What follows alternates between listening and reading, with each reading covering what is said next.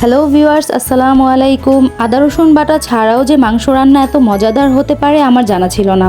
আজকে আমি সবচেয়ে সহজভাবে হুবহু প্যাকেটের ইনস্ট্রাকশন ফলো করে কালাভুনা রান্না করব। কালাভুনার অনেক রেসিপি দেখেছি, কিন্তু আদা রসুন বাটা ছাড়া দেখিনি। যদিও প্যাকেটের গায়ে লেখা আছে আদা রসুনের পাউডার ইউজ করা হয়েছে, তাই আমি বাড়তি কোনো মশলা ব্যবহার না করে শুধুমাত্র প্যাকেটের মশলায় রান্নাটা করব। এখানে নিয়েছি কিউব করে কাটা পেঁয়াজ 1 কাপ, আর লাগছে কুচি করে কাটা পেঁয়াজ 1 কাপ। পেঁয়াজের পরিমাণটা এখানে বেশিই লাগবে।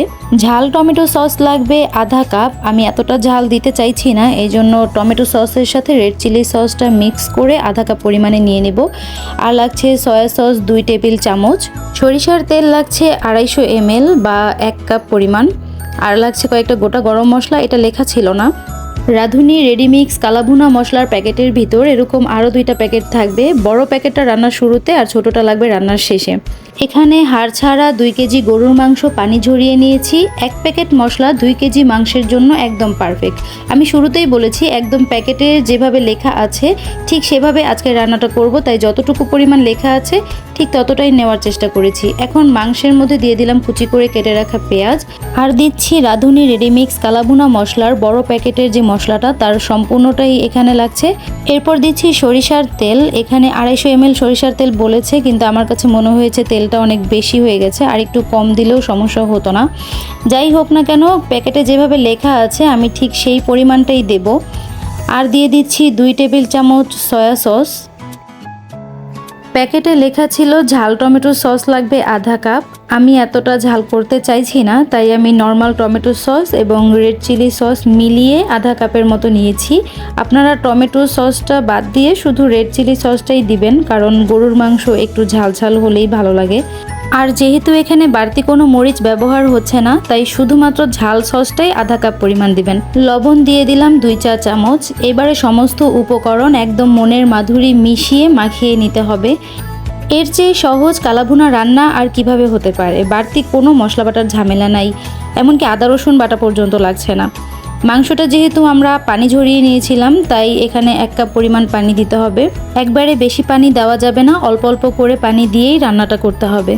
আমি এখানে কয়েকটা আস্ত গোটা গরম মশলা, লং, এলাচ, দারচিনি দিয়েছি। এটা না দিলেও হতো, কারণ প্যাকেটের মধ্যে সব রকম মশলা পরিমাণ মতো দেওয়াই আছে।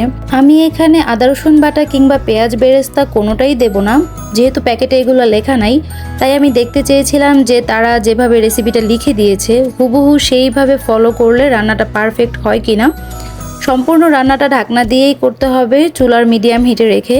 গরুর মাংস সেদ্ধ হতে এমনিতেই অনেক সময় লাগে, তবে মাঝে মাঝে ঢাকনা তুলে নেড়েচেড়ে দিতে হবে, নইলে তলানিতে লেগে যাবে। পানি শুকিয়ে এলে এ পর্যায়ে 1 কাপ পানি দেওয়া যেতে পারে, তবে একবারে অনেক বেশি পানি দেওয়া যাবে না।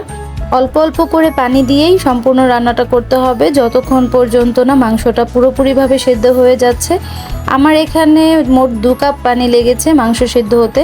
তো মাংস পুরোপুরি সেদ্ধ হয়ে গেলে এই পর্যায়ে রাঁধুনি রেডিমিক্স কালাভুনা মশলার যে ছোট প্যাকেটটা ছিল, এই প্যাকেটের সম্পূর্ণ মশলাটাই এখানে দিয়ে দিতে হবে।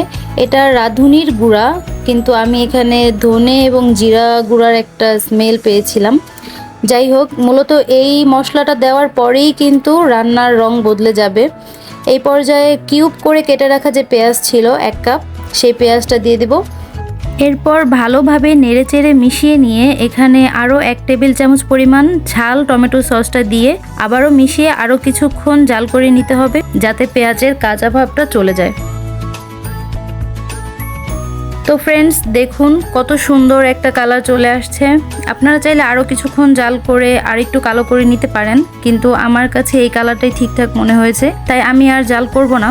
এই অবস্থায় চুলা থেকে নামিয়ে সার্ভ করে নেব। কোনো রকম ঝামেলা ছাড়াই একদম রেডিমেড মশলায় কত সহজে এত সুন্দর একটা রেসিপি ঝটপট বানিয়ে নিতে পারবেন। তৈরি হয়ে গেল রাঁধুনি রেডিমিক্স কালাভুনা মশলায় খুব অল্প উপকরণে মজাদার কালাভুনা। আর এটা সত্যি অনেক সুস্বাদু ছিল। আমি ভাবতেও পারিনি আদা বাটা কিংবা বেরেস্তা ছাড়া কালাভুনা এত মজার হবে। তো ফ্রেন্ডস, ভিডিওটি কেমন লাগলো অবশ্যই কমেন্টে জানাবেন, আর please like, share and subscribe করে আমার পাশে থাকবেন। যেহেতু আমার চ্যানেলটা নতুন, তাই আপনার একটা লাইক, সাবস্ক্রাইব আমার নতুন ভিডিও বানাতে উৎসাহিত করবে। আশা করি সকলেই ভালো থাকবেন। আল্লাহ হাফেজ।